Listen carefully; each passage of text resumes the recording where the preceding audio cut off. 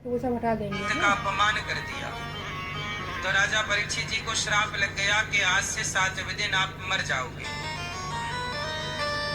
अब राजा परीक्षित ने सुखदेव जी से कहा कि गुरुदेव मुझे मरने का श्राप लग गया, 7 दिन में मरने का श्राप है, मैं क्या करूं? तब कहा सुखदेव जी ने, क्या भागवत सुनो, जाने अनजाने में हमसे कोई पाप हो जाए, गलतियां हो जाएं, तो उस पाप की मुक्ति से बचने के लिए उस पाप से भागवत सुनना चाहिए। हर व्यक्ति कोई ना कोई पाप कर लेता है, पर यदि वो भागवत सुनता है तो उस पाप से मुक्त हो जाता है। इसलिए भागवत 7 तारीख से पितृपक्ष स्टार्ट हो रहे हैं और कहते हैं सैकड़ों साल बाद ऐसा संयोग बनता है जैसा इस बार के पितृपक्ष में संयोग बना। पितृपक्ष में इस बार कौन सा संयोग बना है? शुरुआत में ही चंद्र ग्रहण है पितृपक्ष के, और पूर्ण होने पर सूर्य ग्रहण है। तो इस बार हम सबके जीवन में लगा हुआ ग्रहण पितृदोष का वो समाप्त हो जाएगा, यदि आप लोग इस बार अपने पितरों का पूरा कर्तव्य कर लें तो। इसलिए आप भागवत जी की पोथी पाठ इस बार 7 तारीख से जो बैठेंगी तो अपने अपने पूर्वजों के लिए यह कार्य कर सको तो जरूर करिएगा। भागवत जी की पोथी पाठ आप बिठाना चाहें तो बिठाइएगा। जीवन में जितना भी दोष होता है पितृपक्ष में किया गया पुण्य का कार्य हमारे पितरों को प्राप्त होता है। जैसे मृत्यु लोक होता है, देवलोक होता है, स्वर्गलोक होता है, वैकुंठ लोक होता है, ऐसे ही एक पितृलोक होता है। वह पितृलोक क्या करता है? जो भी पुण्य करते हैं आप लोग, वह उस पितृलोक में जाता है, वह पुण्य, और वह पुण्य उस पितृलोक में जाकर के आपके पूर्वजों को जिस योनि में जिस चीज की जरूरत जहां है वह उन्हें वहां जाकर प्राप्त हो जाता है। इसे सरल भाषा में समझो तो जैसे हम भारत से किसी को, अमेरिका में आपका कोई बच्चा रहता है, माना कि उदाहरण से आपका कोई बच्चा अमेरिका रहता है और उसे 20-25 हजार रुपए की जरूरत है और उसे भेजना है, तो कैसे भेजोगे? यहाँ से बैंक में डाल दिया तो वहां उसे मिल जाएगा, पर याद रखिएगा वहां उसे रुपया नहीं मिलेगा, वहां उसे पैसा नहीं मिलेगा, वहां उसे डॉलर मिलेगा। भेजा पैसा पर कन्वर्ट हो गया ना वहां की करेंसी में। आपने लंदन भेजा पैसा, इंग्लैंड, तो वहां जाके पाउंड के रूप में कन्वर्ट हो गया वही पैसा। आपने अन्य किसी देश में भेजा तो वहां की करेंसी में वो कन्वर्ट हो गया। उसी तरह आप जब यहाँ किसी भूखे को भोजन कराते हो, पितरों के लिए भागवत सुनते हो, तो वह पुण्य जाकर के आपके पूर्वजों को कन्वर्ट होकर के वह पुण्य उस रूप में कन्वर्ट हो जाता है जिस चीज की आपके पूर्वजों को जरूरत होती है। लोग कहते हैं ना कि हम यहाँ किसी को भोजन कराएंगे तो हमारे पूर्वजों को थोड़ी मिलेगा, वो तो मर गए, कहीं भी योनि में जन्म ले चुके हैं, तो वह उस योनि में उन्हें जिस चीज की जरूरत है, भेजा पैसा मिला डॉलर, भेजा रोटी पर मिली उन्हें वो जो चीज की वहां उनको जरूरत थी। यही है ईश्वर का हिसाब किताब। अब आज के विज्ञान को पढ़ लेने वाले लोग कहते हैं कि जी हम ये चीजें मानते नहीं हैं। लोग जाके गया जी में श्राद्ध करते हैं, पिंडदान करते हैं, तर्पण करते हैं। हर बच्चे को अपने पूर्वजों के लिए, अपने माता पिता, स्वर्गीय दादा दादी के लिए कुछ ना कुछ कर्म करना चाहिए। अब जैसे ये एक बार क्या हुआ, एक जंगल था, जंगल नहीं एक बगीचा, उस बगीचे में एक चरवाहा बगीचे के बाहर गाय चरा रहा था।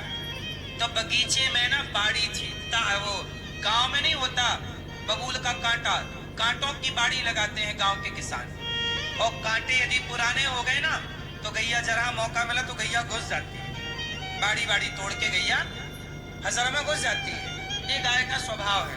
तो एक बगीचा था, उस बगीचे में बगीचे की तकनवारी करने के लिए कोई व्यक्ति था, बगीचे का मालिक, वो उसका बगीचा था, वो रक्षा करता था, कोई घुसे ना।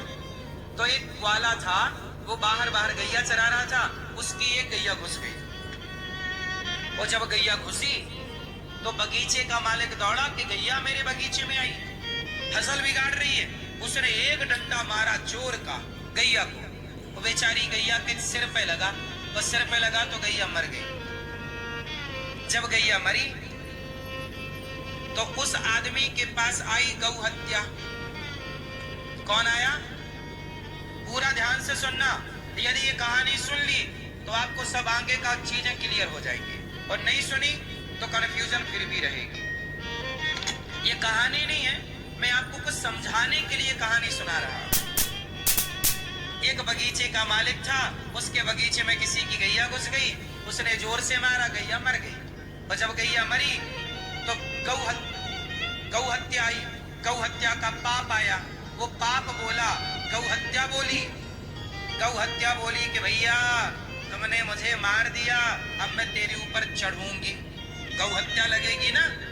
तो गौ हत्या, अब वो आदमी था चतुर, बोले गौ हत्या तुम मुझे मत लगो। क्यों ना लगो? क्योंकि मैंने तुम्हें नहीं मारा। किसने मारा? बोले मेरे पांव चलते ना तो मैं तुम तक पहुंचता कैसे, और पहुंच भी गया, और ये हाथ ने डंडे को यदि ना भांजा होता, हाथ ने डंडे को ना बरसाया होता तो तुम कैसे मरती, और हाथ में इंद्र का वास होता। हमारे शरीर के हर अंग में एक एक देवताओं का वास होता है, तो हाथों में इंद्र का वास है। तो ये हाथ यदि ना ऐसे चलते तो तुम कभी ना मरती। इसका मतलब हत्यारा मैं नहीं हूं, हत्यारा कौन? इंद्र है, क्योंकि हाथों में कौन बैठा है? इंद्र। अब हत्या चली इंद्र के पास, अब इंद्र के पास गई हत्या, गौ हत्या। इंद्र बोला आप कौन? बोले मैं हत्या हूं, आपने मुझे मारा। इंद्र बोले मैंने कहा मारा, मैं तो स्वर्ग बैठा हूं। वो बोले तुम मृत्यु लोक से आई हो। इंद्र समझ गए कि संसारिक आदमी बड़ा चतुर है। अब इंद्र दौड़े दौड़े गए भगवान के पास कि प्रभु मैं तो फ्री में पिस रहा हूं, मैंने हत्या की नहीं, और ये हत्या मेरे पास आई कि मैं तेरे माथे बैठूंगी। तो भगवान बोले हत्या से, उस हत्या रूपी पाप से, गौ हत्या से, रुको जरा मैं अभी निराकरण करता हूं। तो भगवान गए ग्वाले का रूप बना के, अब ग्वाले का रूप बना के गए, फिर भगवान गैया चराने लग गए। अब भगवान गए उसी बगीचे के पास, वो गैया चराने लग गए, और भगवान की ये गैया फिर घुस गई। तो वो आदमी फिर दौड़ा दौड़ा आया, उसको लगा कि हम पहली हत्या से बच गए, इसको भी बहाना करेंगे। तो अब की बार उसने फिर गाय को मारा, और जब गाय को मारा तो भगवान ग्वाले के रूप में थे, भगवान ने डंडा पकड़ लिया। वो डंडा पकड़ा तो भगवान ने उस आदमी से पूछा, बगीचे के मालिक से, ये बता ये बगीचा किसका है? बोला मेरा। बोला मेरा। तो भगवान ने पूछा ये हाथ किसका है? बोला मेरा। ये डंडा किसका है? मेरा। तो भगवान बोले जब बगीचा तेरा, हाथ तेरा, डंडा तेरा, तो गौ हत्या भी तेरी है। हाँ गौ हत्या, हत्या भी तेरी है। हत्या तूने तो की है। जब बगीचा को अपना कह रहा है, हाथ को अपना कह रहा है, और हत्या को कह रहा है इंद्र की है। जब सब तेरा तो हत्या भी तेरी। तो आज का आदमी ऐसा है कि अच्छा अच्छा कहता है मेरा और बुरा बुरा तेरा। तो भगवान बोले जब अच्छा अच्छा तेरा था तो बुरा भी तो तेरा होगा। इसका मतलब ये है कि व्यक्ति जो करता है, मैं अच्छा करूं तो मुझे अच्छे का फल मिलेगा, बुरा करूं तो बुरे का फल मिलेगा। हम दोनों करने के लिए स्वतंत्र हैं। इस संसार में आप पाप भी कर सकते हैं और पुण्य भी। आप पाप करोगे आपका हाथ कोई ना पकड़ेगा, आप पुण्य करोगे आपका हाथ कोई ना पकड़ेगा। दोनों करने के लिए आप स्वतंत्र हैं। चाहे पाप करो, चाहे आप सच बोलने के लिए स्वतंत्र हैं और आप झूठ बोलने के लिए भी स्वतंत्र हैं। आप चाहें तो किसी बकरे को तलवार से मार दें, मछली को पानी से निकाल, आप स्वतंत्र हैं। आप किसी मछली को मार सकते हैं, आप किसी मुर्गी को काट सकते हैं, स्वतंत्र हैं आप। और आप चाहें तो किसी तड़पती हुई मछली, तड़पती हुई मुर्गी को आप दाना डालकर उसके, किसने दी? बोलो, जीवन उनके द्वारा है तो मृत्यु उनके द्वारा। दोनों में ईश्वर की कृपा को मानने वाला व्यक्ति ही भक्त है। जीवन है तो खुश रहो और मृत्यु है तो भी खुश रहो। क्या करोगे? रोके भी क्या पाओगे? जो हर परिस्थिति में ईश्वर की कृपा का अनुभव करे वही ज्ञानी है, वही भक्त है। यही लक्षण है भक्त के। हाँ या ना? अब कोई मर जाए तो आप रोते हो, हे भगवान ऐसा हो गया, ऐसा हो गया। क्यों? आपको पता नहीं था कि एक दिन मरेगा। आप सबको ये पता होना चाहिए कि हम सब लोग एक दिन मर जाएंगे। पता होना चाहिए। कर लो पता नहीं है, फिर क्यों इतना प्यार, क्यों इतना अटैचमेंट? और यही अटैचमेंट आपको दुख देता है और आप कहते हो भगवान दुख दे रहे। संसार से इतना अटैचमेंट मत रखो, इतना लगाव ना रखो, क्योंकि ये दुनिया आज है कल नहीं होगी। यही खेल समझना कठिन है साहब। और जो ये खेल समझ लेता ना भगवान का, वो हर परिस्थिति में प्रसन्न होता है। राम राजा बनने वाले थे, खुश थे, और वनवास जाने लग गए तो राम रोए क्या? मैं वनवास जा रहा हूं, क्या रोए राम? जितनी प्रसन्नता राजा बनने की थी, कहीं उससे ज्यादा प्रसन्नता वनवास जाने की है। जो हर परिस्थिति में हैप्पी रहे वही ना महान है। आप लोग परिस्थितियों के कारण प्रभावित होते हैं, याद रखिएगा। आप लोग किसके कारण प्रभावित होते हैं? आपकी आंखों में आंसू हैं, ये परिस्थिति तय कर रही है। आपके होठों पे मुस्कान है, ये परिस्थिति तय कर रही है। लेकिन ये गलत है, ये रॉन्ग है। सही क्या है? परिस्थिति कैसी भी हो पर हर हाल में आप प्रसन्न हैं, यही महानता है। राम राजा बनने वाले थे, पिता ने कहा राजा बनना है, उसी पिता ने कह दिया वनवास जाना है। तो वनवास जाना है ये सुन के राम को जरा भी दुख नहीं हुआ। हर परिस्थिति में राम प्रसन्न है, इसलिए तो राम भगवान है। आप भी थोड़ा ये आदर्श जीवन में उतार लीजिए कि परिस्थितियों में बह ना जाइए, परिस्थितियों में बह ना जाइए। आप लोग बह जाते, परिस्थितियां सदा एक सी ना रहेंगी, ना सदा आपकी आंखों में आंसू रहेंगे, ना सदा आपकी होठों पे मुस्कान रहेगी। ये बदलती हैं साहब, दिन रात की तरह। इसलिए परिस्थितियां सत्य नहीं है। बात समझो, परिस्थितियां सच्ची, परिस्थितियां बनती बिगड़ती हैं। बोलो हाँ, आज बारिश है, कल सर्दी आएगी, फिर गर्मी आएगी, फिर बारिश आएगी। परिस्थितियां बन रही हैं, सर्दी की परिस्थिति, गर्मी की हानि की परिस्थिति, लाभ की परिस्थिति, जीवन की परिस्थिति, मृत्यु की परिस्थिति। सम्मान, आज आपको सम्मान मिल रहा है, आज आप खुश हैं, कल आपको अपमान मिलेगा तो क्या रोओगे? और यदि रोए तो फिर आप थोड़ी हैं, आप कचरा हैं। महान वो है जो सम्मान मिले या अपमान मिले, दोनों में वो ईश्वर की कृपा का अनुभव करे। हे नाथ, ये आपका प्रसाद है, तेरे फूलों से भी प्यार, तेरे कांटों, यही धर्म। इतना ज्ञान धारण करने वाला तब जाके अधिकारी बनेगा। ईश्वर की मर्जी के बिना पत्ता नहीं हिलता, तब जाके ये सेंटेंस पूरा होगा। अब केवल आप वो एक बात पकड़ लो तो क्या होगा उससे?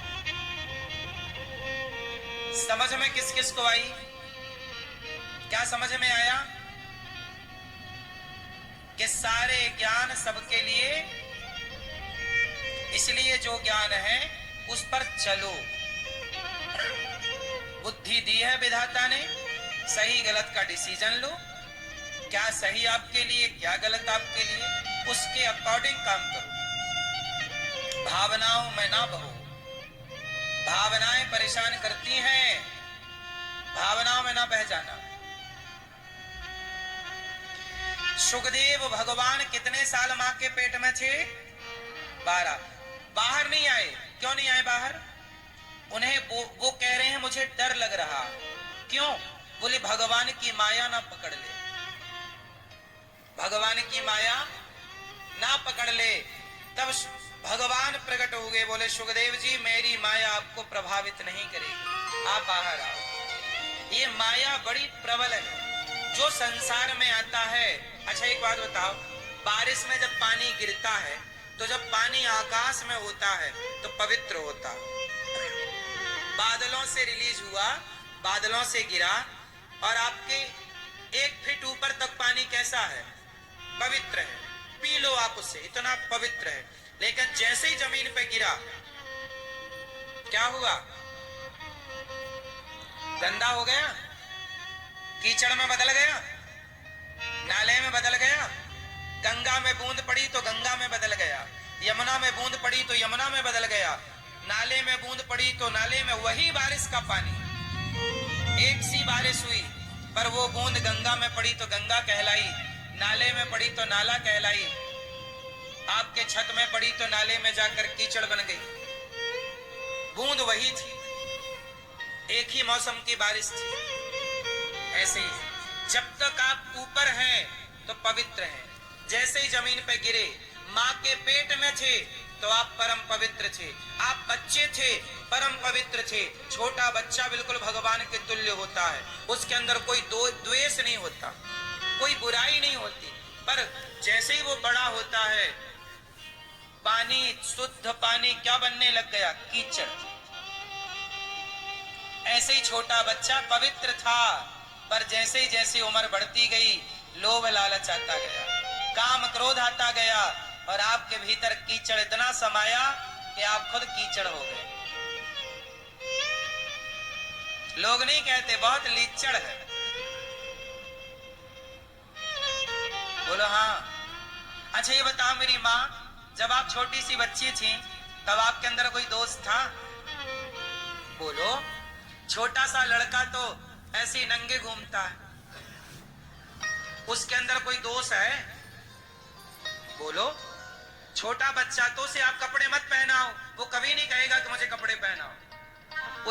उसे कोई दोष नहीं उसमें, ना उसके अंदर छल है, ना कपट है, ना वो निंदा करता, ना वो चुगली करता।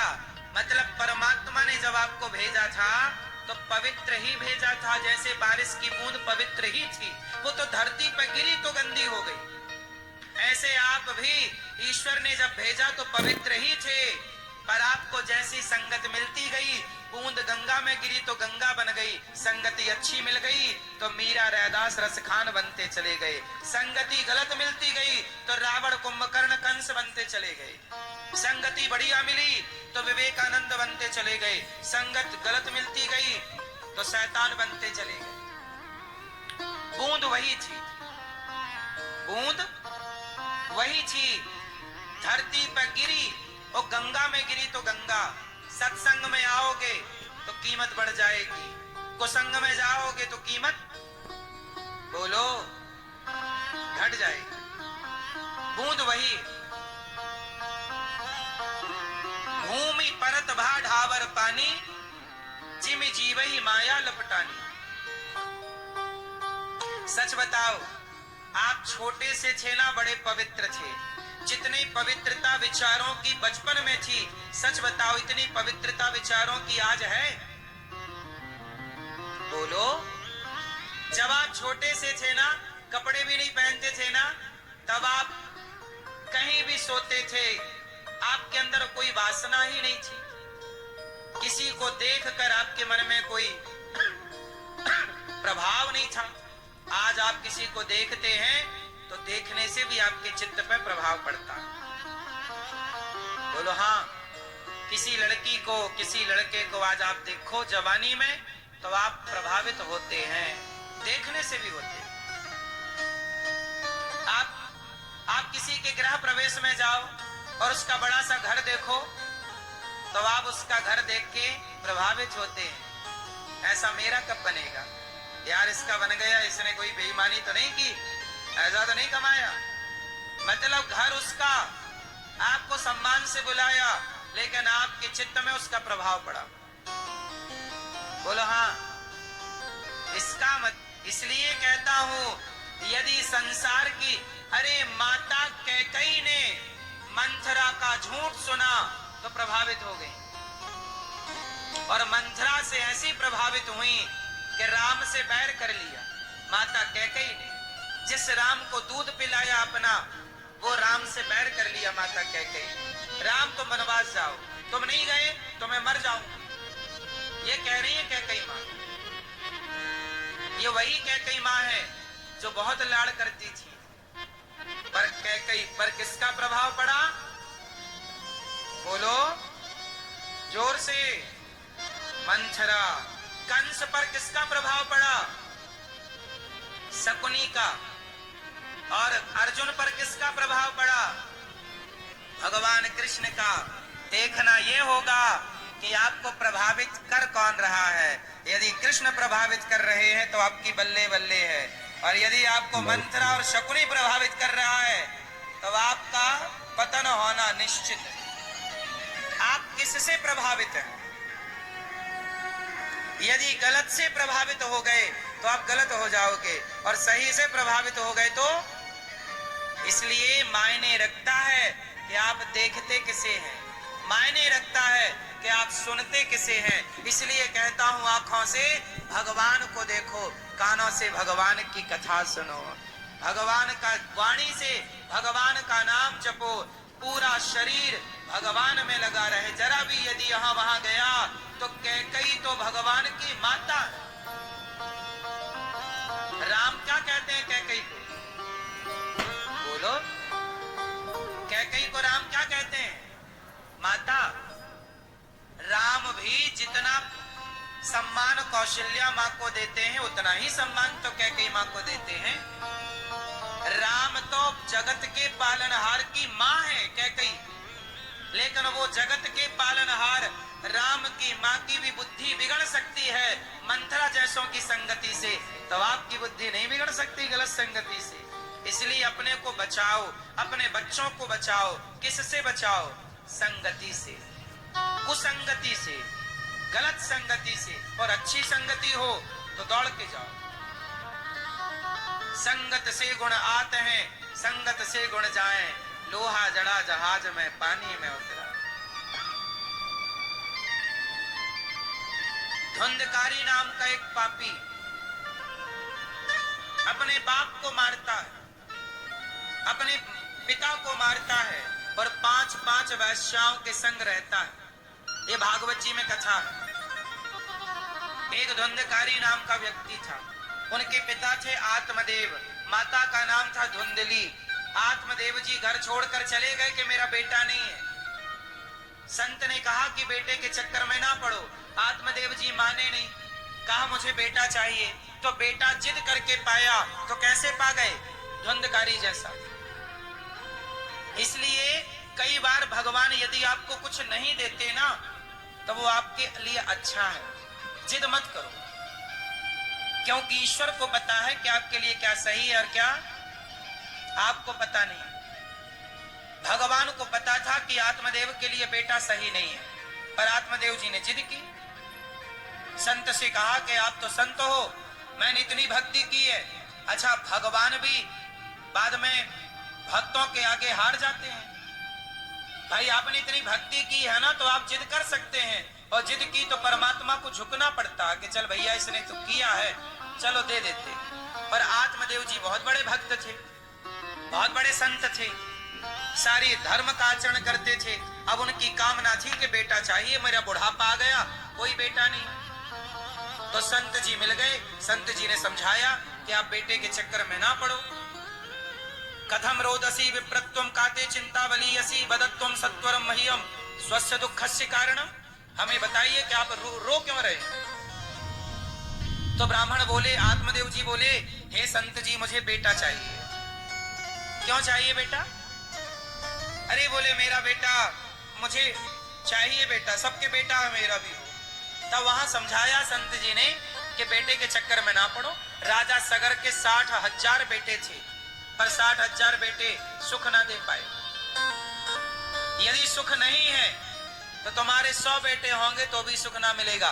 धृतराष्ट्र के कितने बेटे थे? यदि पुत्र से सुख नहीं मिलना तो 100 भी हो जाएंगे तो सुख नहीं मिलेगा। और श्रवण कुमार जैसा भी हो जाए तो श्रवण के माँ बाप को भी तड़प तड़प के मरना पड़ा। सुख नहीं मिलना तो 100 बेटे भी सुख नहीं दे सकते। और सुख मिलना है तो आपका एक भी बेटा ना हो तो पड़ोसी आपका बेटा बन के आपको सुख दे सकता है। बोलो हाँ। आपको रोना ही है तो रोते रहिए। आत्मदेव जी बोले कि मुझे तो बेटा चाहिए। संत ने कहा ठीक है, ये फल ले जाओ, पत्नी को खिला देना।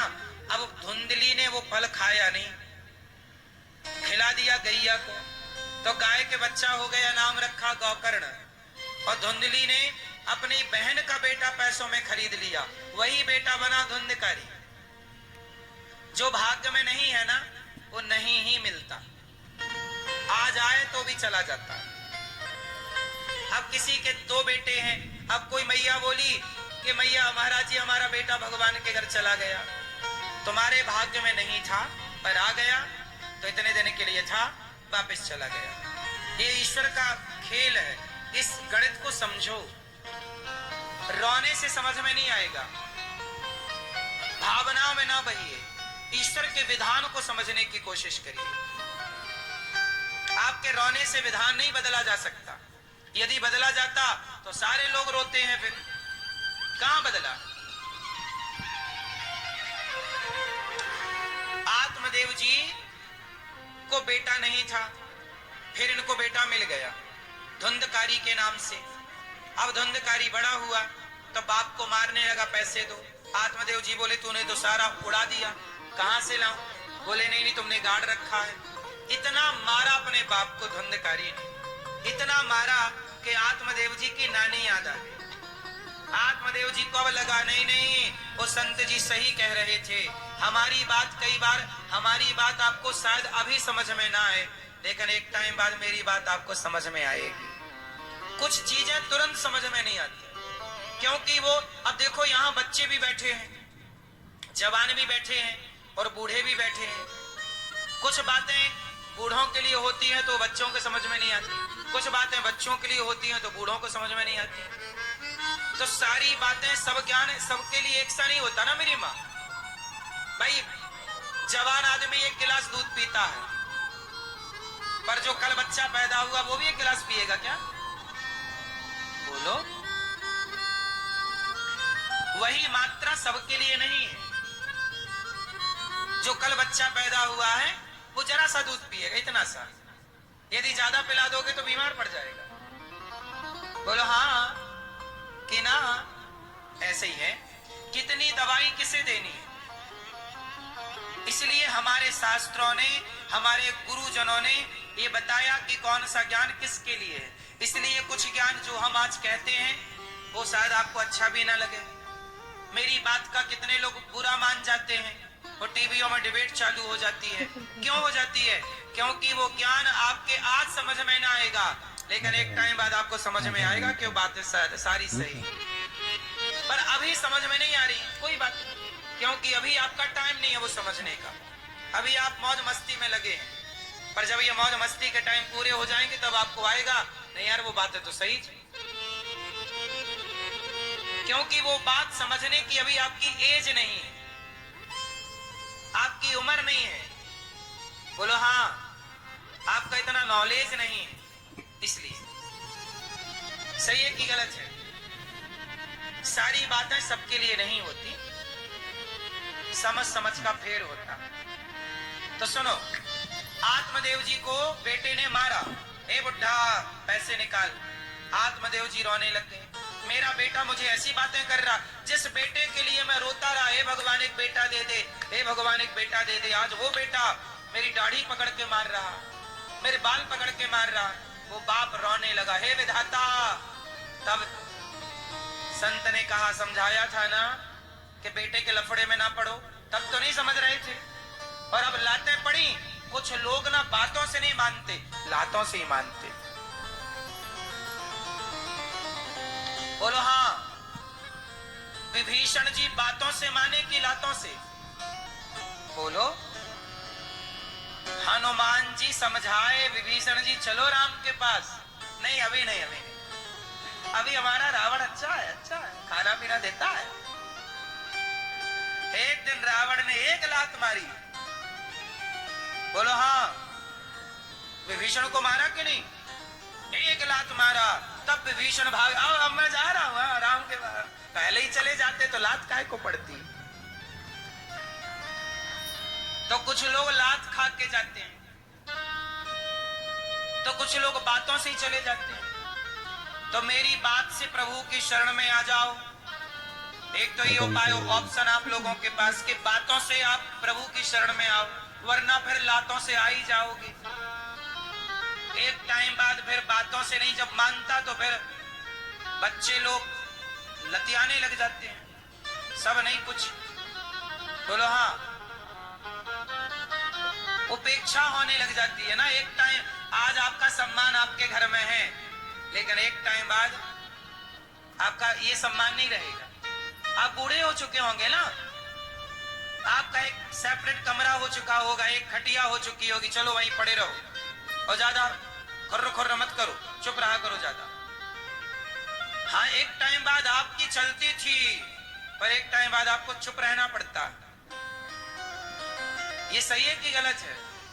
ये प्रकृति का नियम है। सदा ना रहा है, सदा ना रहेगा जमाना किसी का, सदा ना रहा है, सदा ना। आत्मदेव जी ने